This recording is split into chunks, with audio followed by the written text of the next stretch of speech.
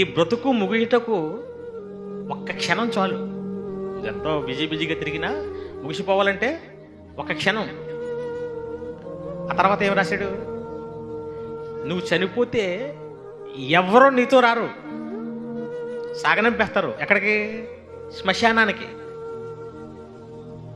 కానీ 5వ జీవితం, దేవుడి కోసం ఇవ్వాల్సిన జీవితం నువ్వు ఇవ్వకుండా అందరి కోసం అన్నీ చేసావు. అదేనా? కుటుంబం కోసం చేసావు, ఉద్యోగంలో రాణించేసావు, నువ్వే పెద్ద గొప్ప పనివాడు అని నీ ఫ్రెండ్ సర్కిల్ అందరినీ సంతోషపెట్టావు, నీకోసం సుఖపడ్డావు, అందరి కోసం అన్నీ చేసావు. కానీ ఎవరిని పక్కనెట్టావు? దేవుడిని పక్కనెట్టు. అందుకే నువ్వు ఏదైతే సాధించావో అవన్నీ వాళ్ళకే ఉంటే నువ్వు ఎక్కడ పోతావు?